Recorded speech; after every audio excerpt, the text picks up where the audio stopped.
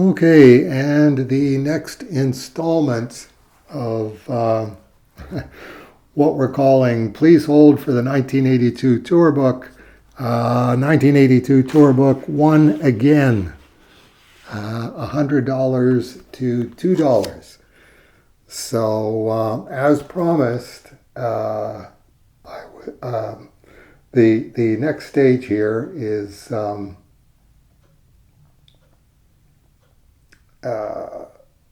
as I said, I'm just looking at it here, page 189 of the prototype. It's Diana Schutz's contributions to the 1982 tour book. This one is from Clay Geardy's Comics World newsletter that he used to do back in the 1980s. And Diana wrote, so I'm just going to read, I'm going to read the whole text. And this time, and then doubling back to Diana's other contributions at the front of the 1982 tour book. Okay, bear with me. This is microscopic type in the tour book.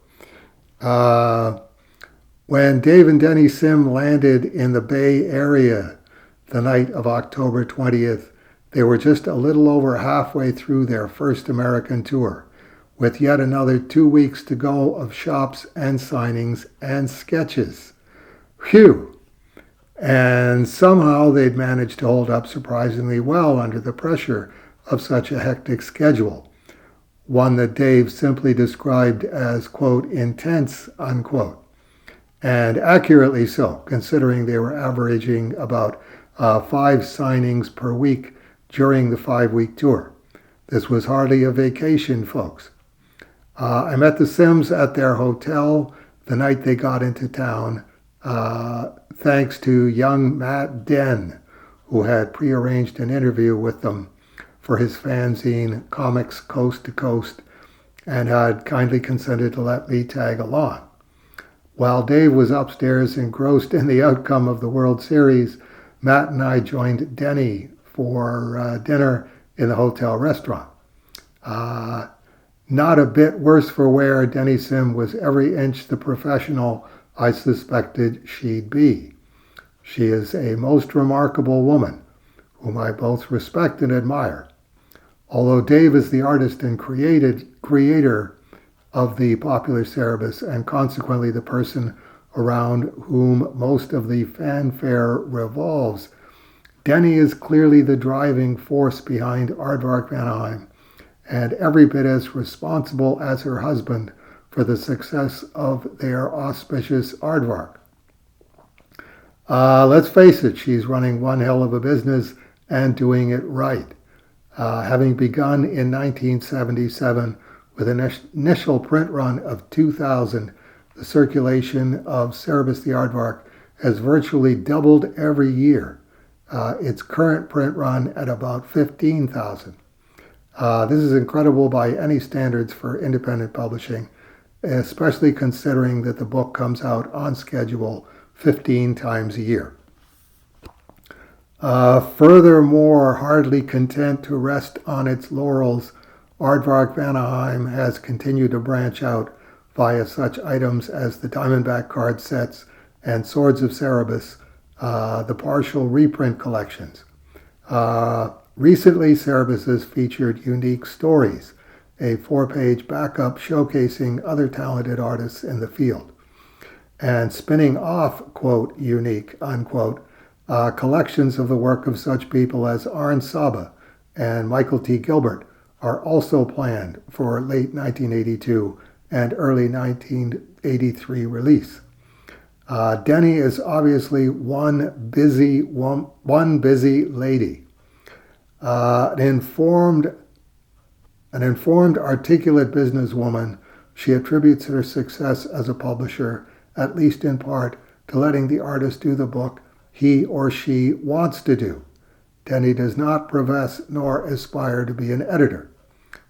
With a sound business sense backing her, as well as actual job experience in printing, she trusts her artists and pretty much gives them free rein. She does, however, run a tight ship and oversees everything, including the actual printing, in order to maintain quality control. For this reason, she has no plans to expand Aardvark Vanaheim into some vast corporate operation.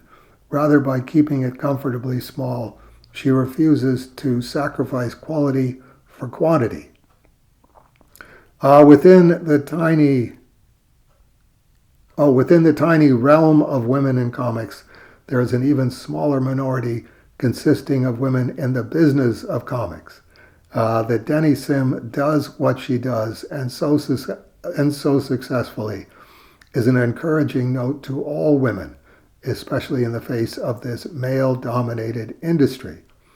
In fact, when Denny learned of the conference on women in comics being held November 4th in New York, she was not in any way perturbed that she'd not been contacted by the Cartoonist Guild, sponsors of the event, and claimed she'd be far more upset were she ever to be left off the mailing list of Businesswoman Monthly.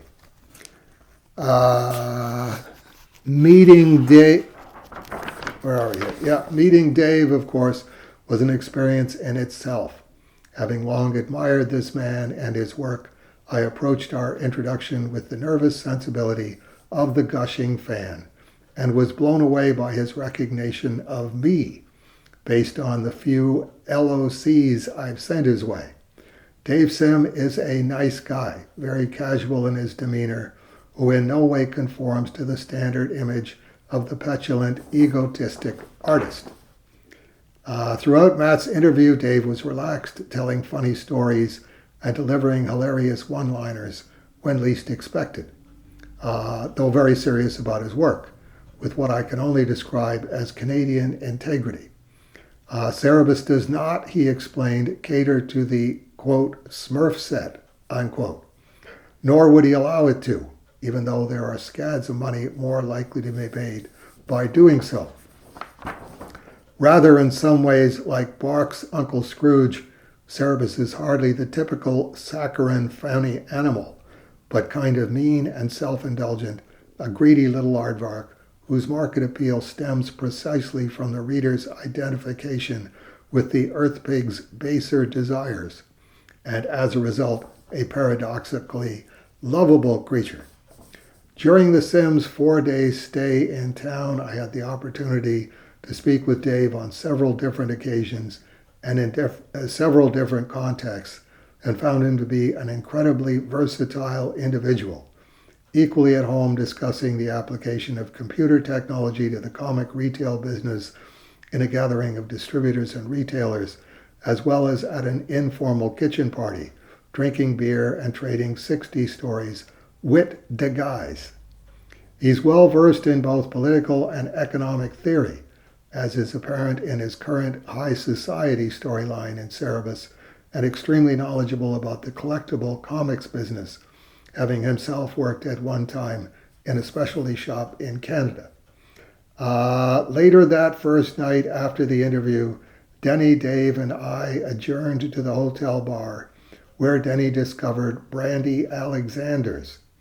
We sat and talked for a few hours about comics, about Canada, about ourselves. Dave spoke openly about the recent death of Jean Day, one of his closest friends, and the effect that had had upon him. Though he finds himself cringing now when someone asks to speak to him privately, half expecting to hear more tragic news of some kind. Ultimately, he's managed to resolve his own personal feelings about the death of his friend, and he's grateful at least that Jean died as he'd wanted to, quickly, without the prolonged agony of illness, and at the drawing board.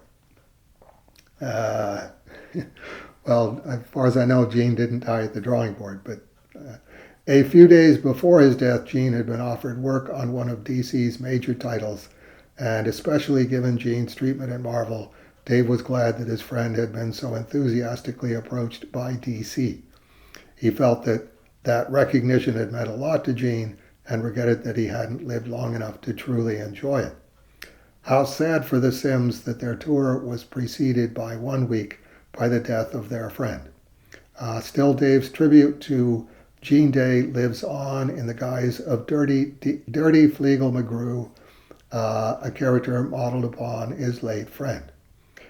Despite the tragedy of death and despite the grueling nature of their tour, the Sims were in fine form throughout their 3 Bay Area appearances, spending time with all their fans, signing their names over and over again, and Dave drawing sketches, in some cases well beyond the scheduled appearance times in order to accommodate everyone.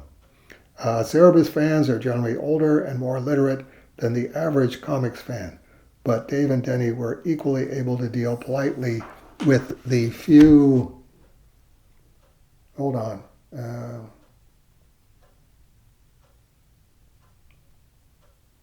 Snot-nosed, retentive types who hounded them unmercifully at one of the signings.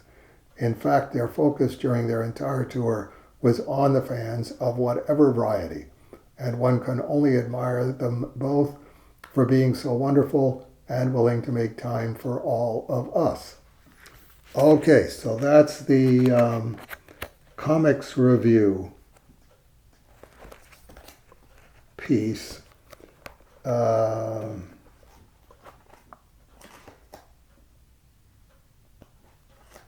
Skipping back, this is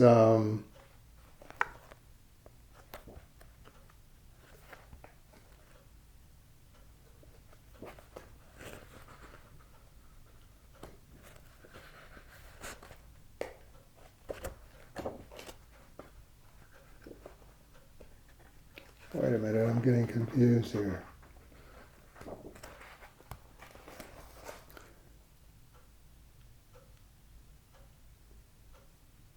This is the sketch right.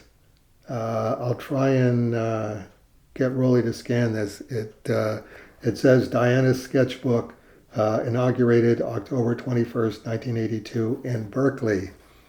And Diana Marie Schutz wrote October 2025. This is the sketch at right Dave drew on the first page of the sketchbook I bought specifically for his appearance. This was a thing fans did back in the day, buy sketchbooks and ask their favorite artist to draw in them.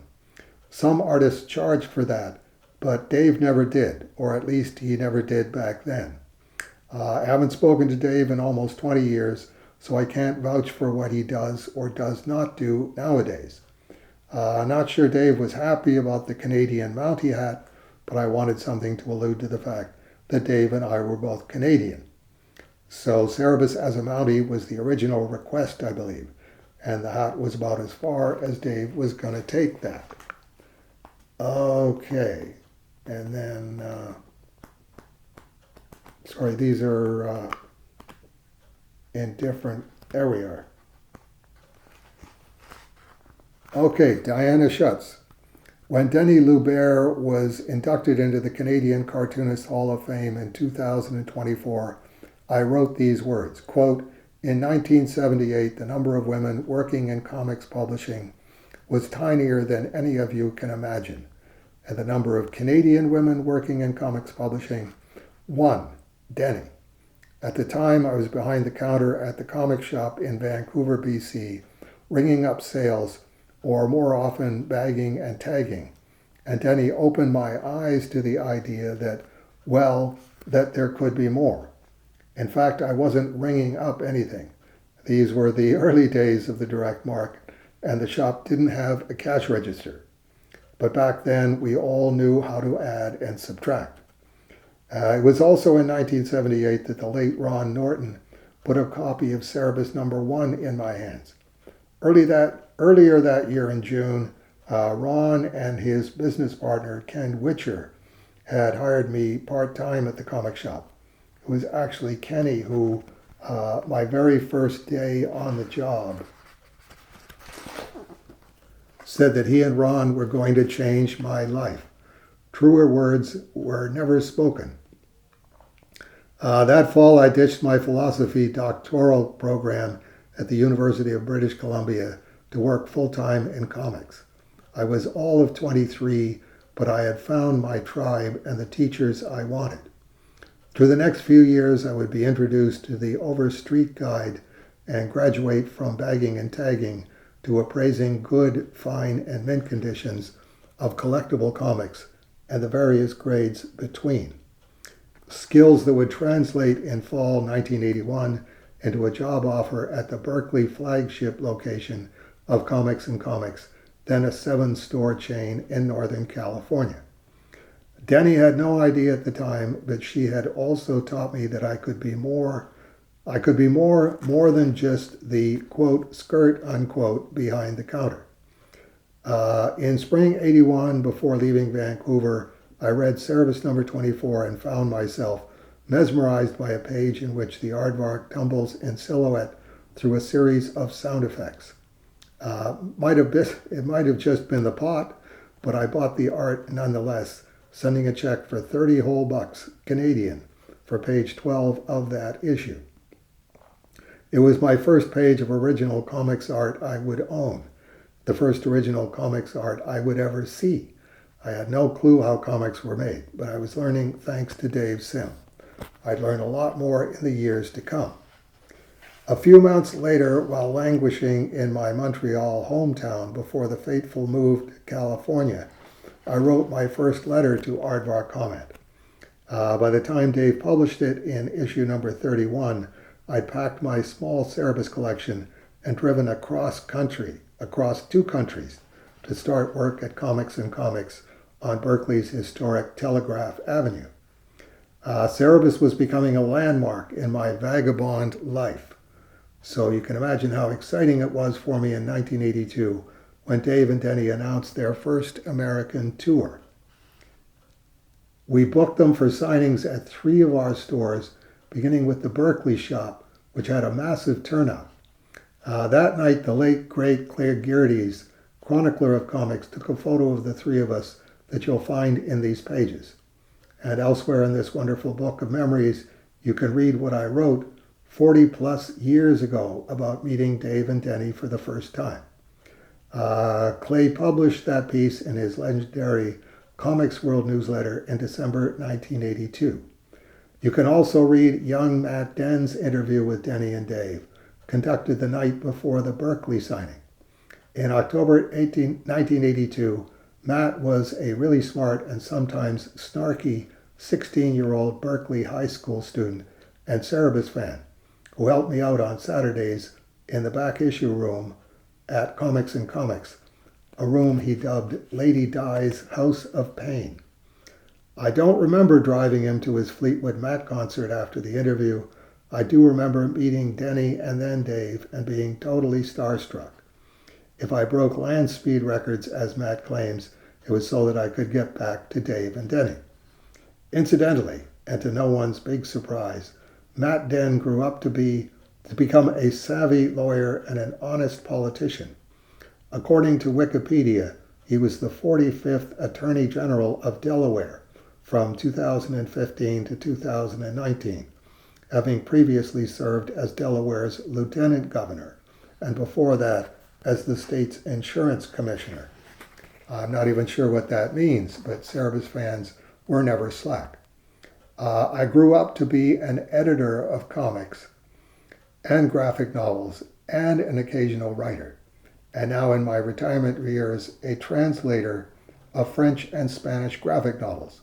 I spent my entire editorial career advocating for creators while working in independent publishing, and Dave's outspoken opinions on creators' rights had a tremendous influence on me. He was, and maybe still is, a brilliant cartoonist, and his 300 issues of Cerebus are a singular achievement. Denny went on to form Renegade Press, publishing some of my favorite comics of the late 1980s. She visited Portland in fall 2024, and we traded Dave's stories over dinner. She remains an inspiration to me. I haven't actually talked to Dave since 2006 when I last saw him at a convention in Toronto and he signed my Reads collection. In 1992, 10 years after the Berkeley signing, and about a year before he broke my heart the first time, Dave flew to Portland as part of another U.S. tour. A dedicated fangirl, I picked him up at the airport with my bound set of Jacka's Story in hand, and, well, that's a tale for another time. Maybe even another book of memories, but not this one. Okay, I think that covers all of Diana's contributions. So I guess what I would be asking is, given that we're talking about $1 a page as the cover price, however many pages the 1982 U.S. tour book ends up being, that's how much it's going to cost. How much of what I just read do you think belongs, and how much do you think doesn't belong? I'm not sure how many pages it would be. The Clay Geardes piece from Comics World. Okay, somebody at the door. Hang on. Sarah Buss was the name of the magazine. Her sister and brother provided the aardvark and Vanaheim of the publishing company's name when they realized that Cerberus had been misspelled and ad-libbed that Cerebus was the name of the aardvark mascot cartoon, Cerebus the aardvark. It had a nice ring to it.